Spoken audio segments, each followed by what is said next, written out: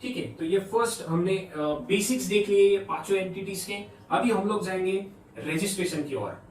किस एंटिटी को कैसा रजिस्ट्रेशन कहां से मिलता है। मैं सीए प्रतीक गुजराती। आज हम लोग डिस्कस करेंगे इंडिया में इजीली फॉर्म करते आएंगे ऐसे न्यू बिजनेस स्टार्ट के करने के लिए कौन कौन से ऑप्शंस अवेलेबल है।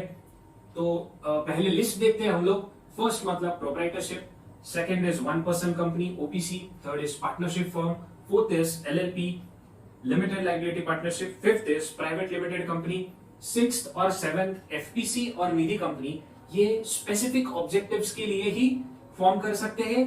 इसके लिए हम लोग ने अलग से सेपरेटली वीडियोस बनाए हैं। तो हम लोग पहले 5 ऑप्शंस जो है वही सिर्फ इसमें कवर करेंगे। अभी इन डेप्थ में ये सभी 5 ऑप्शंस का डिफरेंसेस हम लोग देखते हैं। फर्स्ट है सोल प्रोप्राइटरशिप। मतलब पहले हम लोग देखेंगे अगर एक ही इंडिविजुअल है आदमी के लिए कौन कौन से ऑप्शंस है, मतलब प्रोप्राइटरशिप और ओपीसी। अगर एक मेंबर है तो उससे एक से ज्यादा मेंबर्स है तो हमारे पास 3 ऑप्शंस और खुलते हैं, वो मतलब पार्टनरशिप फर्म, एलएलपी और प्राइवेट लिमिटेड कंपनी। तो फर्स्ट है सोल प्रोप्राइटरशिप। वो एक नॉन रजिस्टर्ड एंटिटी होता है, प्रोप्राइटर का ही पैन उसे यूज कर सकते हैं, उसके लिए कोई रजिस्ट्रेशन का जरूरत नहीं है। सेकंड मतलब ओपीसी, प्रॉपरली कंपनीज एक्ट के अंडर ओपीसी रजिस्टर होता है। एमसीए इसे गवर्न करती है, आरओसी मतलब रजिस्ट्रार ऑफ कंपनीज इसे रेगुलेट करता है। थर्ड ऑप्शन है पार्टनरशिप फर्म। इसमें 2 पार्टनर्स लगते हैं।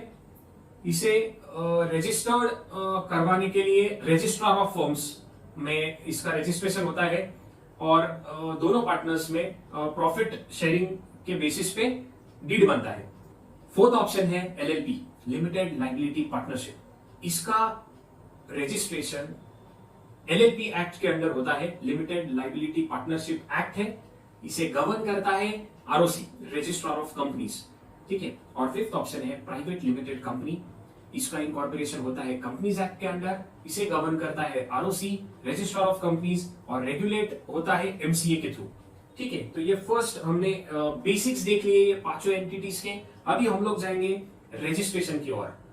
किस एंटिटी को कैसा रजिस्ट्रेशन कहां से मिलता है वो हम लोग देखेंगे। फर्स्ट है प्रोप्राइटरशिप। प्रोप्राइटरशिप के लिए एज सच कोई रजिस्ट्रेशन नहीं है।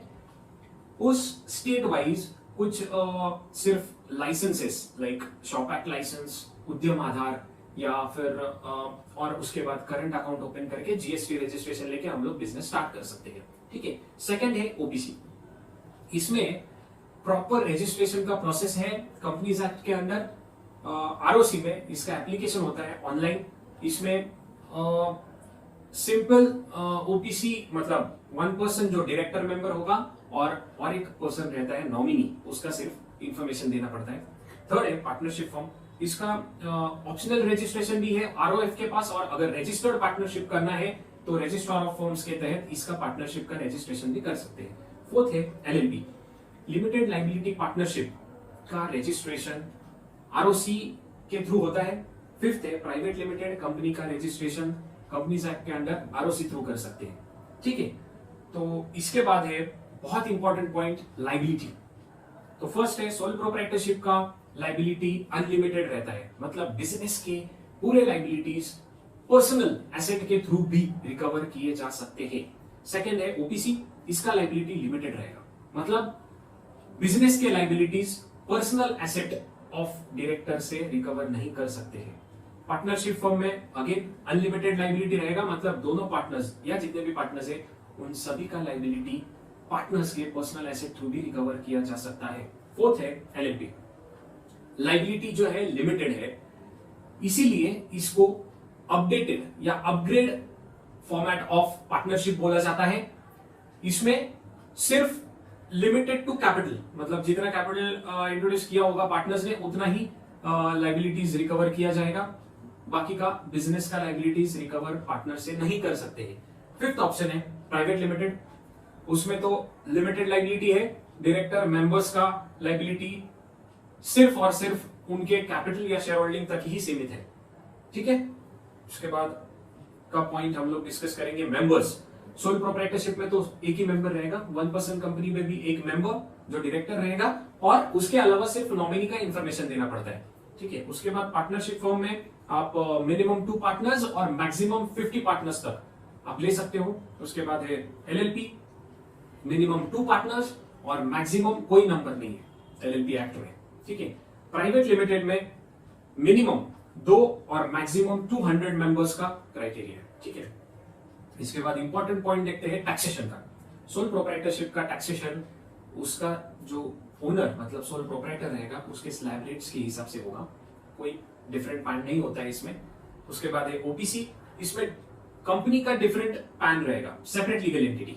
सो इसका टैक्सेशन अलग अलग रेट्स है, किस स्पेसिफिक ऑब्जेक्ट्स में वो आता है उसके ऊपर डिपेंड करता है। 22%, 25% ऐसे अलग अलग स्लैब्स है और 30%, ठीक है। तो उसके बाद देखते हैं partnership form, flat rate of 30% लगेगा।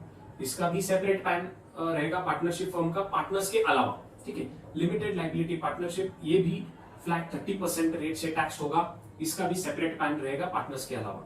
और लास्ट बचता है प्राइवेट लिमिटेड, इसका भी सेपरेट पैन रहेगा उसके डायरेक्टर्स और मेंबर्स के अलावा। ये स्पेसिफिक ऑब्जेक्ट्स के हिसाब से कौन कौन से सेक्शन में बैठता है उसके हिसाब से 22%, 25%, 30% के स्लैब में इसका टैक्सेशन होगा, ठीक है। ऑलमोस्ट हमने जो डिफरेंशिएट करते आएंगे ऐसे सभी पॉइंट्स कवर किए हैं। इसके अलावा जैसे हमने स्टार्टिंग में बात की कि 2 और एंटिटीज है जो एफपीसी और निधि कंपनी, इसका हमने सेपरेट वीडियो बनाए हैं बिकॉज इसका स्पेसिफिक ऑब्जेक्टिव्स के लिए ही ये फॉर्म हो सकते हैं।